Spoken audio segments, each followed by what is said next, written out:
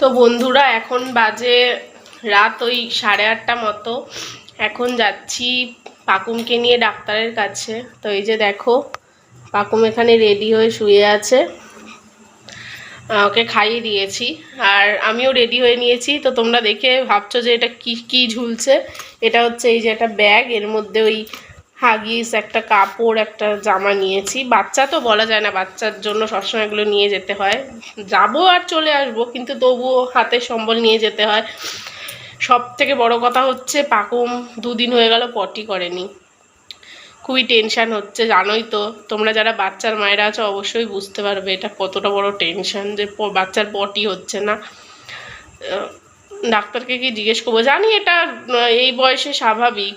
অনেক বাচ্চারা 4-5 দিনও পটি করে না, একদিনে 4-5 বার পটি করলেও অসুবিধে নেই, আবার 5-6 দিন পরে পটি করলেও অসুবিধে নেই, কিন্তু তবুও মনের মধ্যে একটা টেনশান তো থেকেই যায় না। তো ওকে নিয়ে যাবো এখন ডাক্তারের কাছে। আমিও রেডি হয়ে নিয়েছি, রেডি বলতে জাস্ট জামাটা পরেছি, চুলটা আঁচড়েছি। দেখতে কেমন বিধ্বস্ত লাগছে তোমরা দেখেই বুঝতে পারবে। এত গরম। আমাদের এখানে তো জগদ্ধাত্রী পুজো শুরু হয়ে গেছে প্রায় বলতে গেলে। আমাদের পাড়ায় যে পুজোটা হচ্ছে ওখানেও গান বাজা স্টার্ট হয়ে গেছে।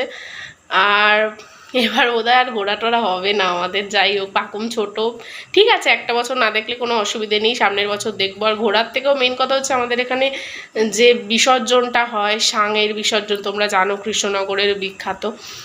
তো যাই হোক, এবারটা স্কিপ করব, কিছু করার নেই, দেখেছি 2 বছর। এবার এখন যাব পাকুমকে নিয়ে। তো পাকুমের বাবা হচ্ছে টোটো ডাকতে গেছে, টোটো আসলে তারপর আমরা বেরোবো।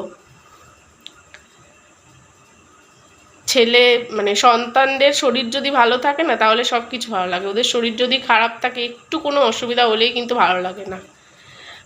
তো দেখো যাচ্ছি, কোনো সাজগোজ নেই, কিছু নেই। আগে কোথাও যাওয়ার হলে একদম সেজে গুজে পরিপাটি হয়ে, মানে লিপস্টিক তো লাগাবোই, মাস্ট। লিপস্টিক আমার সব থেকে ফেভারিট। অনেকগুলো শেডসের লিপস্টিকও আমি কিনেছিলাম, আছে এখনও অনেকগুলো শেডসের লিপস্টিকই আছে, কিন্তু দুঃখের বিষয় হলো একটাও লাগানো হয় না। পুজোর সময় লাগিয়েছিলাম, বেরিয়েছিলাম বলে। এখন আগে কোথাও গেলেই লিপস্টিক লাগাতাম, সে আমার যতই শরীর খারাপ হোক ডাক্তারের কাছে গেলেও লিপস্টিক লাগাতাম, কিন্তু এখন লিপস্টিক লাগানোটাও মানে ইচ্ছা করে না লাগাতে।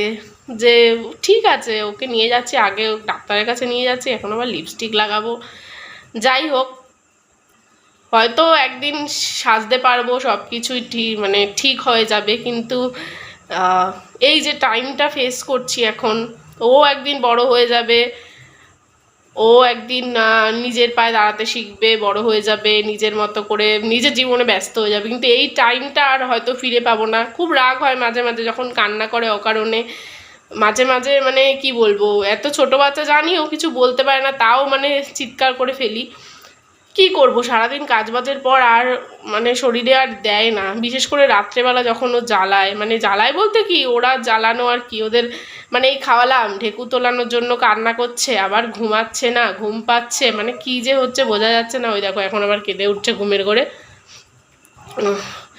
জানি এই ফেসটা সবাই ফেস করে, সময়টা। এটা মানে একদিকে কি বলবো, একদিকে আনন্দ, একদিকে মানে দুঃখ। শরীর খারাপ হলে সেটা মানে বলার মতো থাকে না। মানে আমার শরীর খারাপ হলেও এত কষ্ট, এত আমি কখনো এতটাই করিনি। মানে আমার জ্বর হয়েছে বা এমনি কোনো শরীর খারাপ, কিন্তু ওর যখন প্রচণ্ড শরীর খারাপ, মাঝখানে তোমরা জানো যে খুব কাশি হয়েছিল, খুব কাশি, এখনও হালকা বুকের মধ্যে ঘর ঘর আছে, ওই জন্যই যাচ্ছি।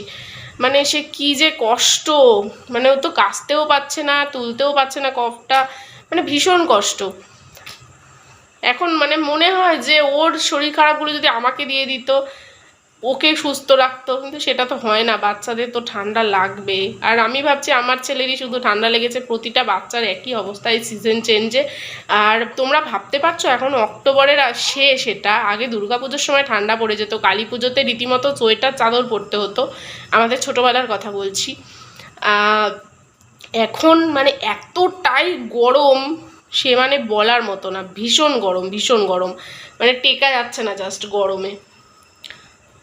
জানি না ঠান্ডা কবে পড়বে, শুনছি একটা ঝড় আসবে হয়তো, দেখলাম আজকে ফেসবুকেই, তো দেখা যাক কি হয়।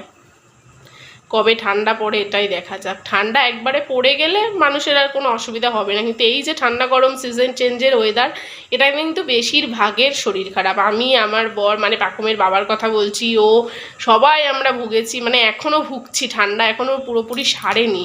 আর জানোই তো বাবা মার শরীর খারাপ, আমরা ধরছি বাচ্চাকে, বাচ্চা তো শরীর খারাপ হবেই, সেটা তো স্বাভাবিক ব্যাপার। দেখা যাক কি হয়। তো ভিডিওটা এখানেই শেষ করছি, নেক্সট একটা ব্লগে আবার দেখা হবে। আজকে সারাদিনের ব্লগ দিতে পারিনি, শুধু এইটুকুই শ্যুট করলাম তোমাদের সাথে শেয়ার করব বলে।